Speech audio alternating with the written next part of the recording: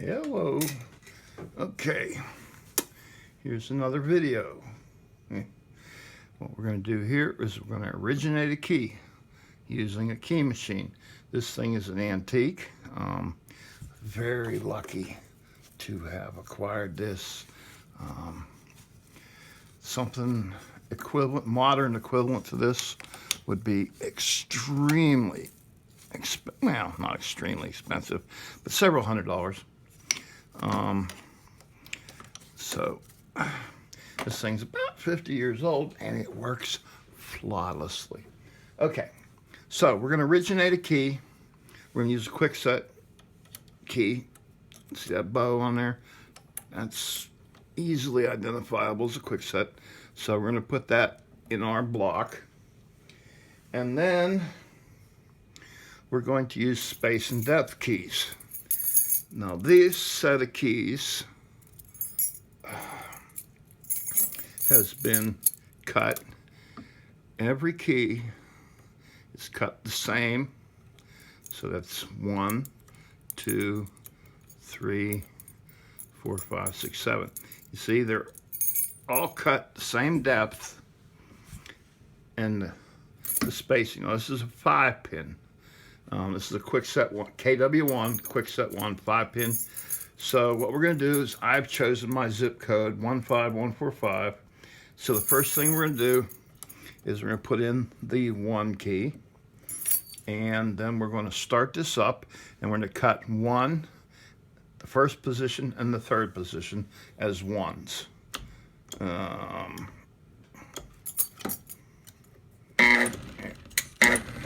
There we go. Okay, first position. Now, normally this thing works automatically. 1, and then the third position.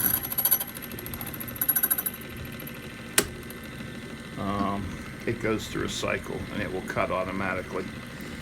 But I disengage the spring and this pin, which lets me do it freehand. So, since we're doing 2 5s, let's take the 5 next. So, there's the 5. And we'll put it in here. This is called the tracer. Okay, so we make it here. And these square and tight. So, we're going to do 5 in the 2nd and 5th position. So, we come down the center of it. I learned this from experience, that whenever you're tracing the space and depth key, you come in the middle of it and then work your way out both sides. This seems to work best. Okay, 1 5. And now we need a 4. There's your 4. And that's going to be in our 3rd position, and that should finish this up. So, 1 5. 4. No, 4 is in the 4th position. That's where I screwed up the last one. I'll betcha. The lights went out on the last video, and I had to abort, and the key didn't look right. But that's our space and depth, and here's our new originated key. So we've got, you can see the little shiny flats, 1 5, 1 4 5. Okay, now hopefully I can chain this to another video where we're going to pin up a kick cylinder with this key. All right, let's see what happens. Okay, part 2. You see this here? This is quick set key specifications from lockreference.com. Handy. Okay, hopefully this all works. What we did previously was we originated a key with the space and depth keys, pinned it to 15145, quick set. You could tell by that distinctive bow. And now we're going to pin up a kick cylinder to accept that key. So, probably could have done this ahead of time, but let's, hey, what the heck, nothing like rehearsing skills. So, oh, I really need this key. This is what it was pinned up for before. So we turn that slightly, put our plug follower in so that we retain all the drivers and springs. Now what we're going to do here is we're not going to get fancy. We're just going to dump all these key pins in this little Ziploc bag in case I ever want to use them again. Put the key in there with it, and we'll put that in the key archive. I mean, hey, you got a key, you got the pins, you might as well save them. Okay, now we've got 2 keys because it took a couple of cuts, literally, to get the video right. So here's a pinning kit that I sort of acquired myself. So we're gonna need a couple of 1 pins.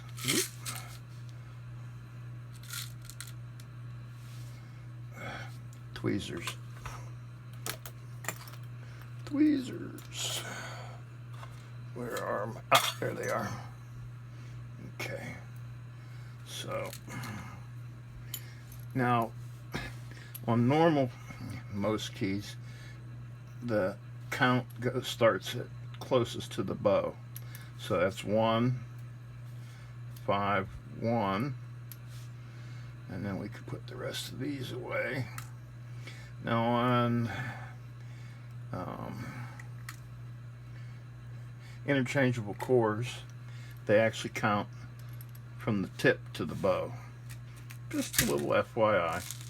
So 1, and we're going to need 4 and 5. Need 2 5s. Let's do it this way if we can. Now, quick set pins are beveled on both ends, which actually makes them a little easier to pick from what I've heard. 1, 5, 1, 4, 5. You notice this is cut to 6 pins, or drilled 6 pins, but we're only going to be using 5. And we need a 4. Let's see if I can just grab one. There we go. And you notice, ooh, yeah, you notice they're all nice and flush. Okay. So what we're going to do now is this little notch should be in the back, okay? I don't know if it's a really big deal, but it is probably a big deal. There we go. So you're in. Come on. Take the key out, and that'll keep your plug from coming out while you put it back together. So spring and retaining pin are stuck together. That's not usually the way of it, but hey, what the heck.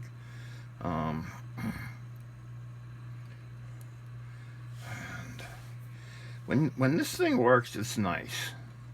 I have a little tool I made from a wiper blade.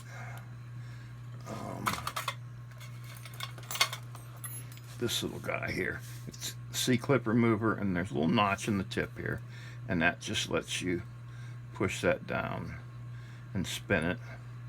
And then what you're going to do is when the nut's all the way down, back it off. Can't get a grip on it. Back it off. One position. Okay? And that should work. Okay? Now, you see that little resistant to coming out? That is because of that really deep cut there. Okay? This is legal according to the max. It's a 5-1 adjacent, but it's not optimum. Okay, let me get in here and get my files.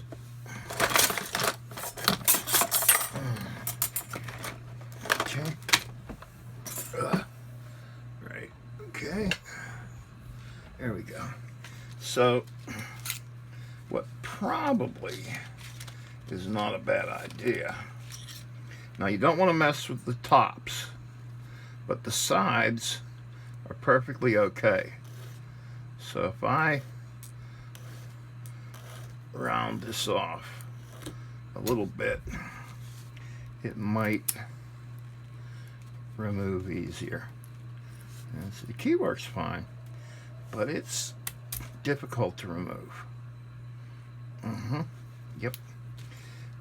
I kind of knew that when I chose this. I mean, like I said, it's legal. Max is 5, so 1-4 or 1-5 is legal. But you can see it great. Yeah, it don't want to come out. All right, well, you got 2 lessons in one there, didn't you? I wonder if this is a little bit too. Let's take this.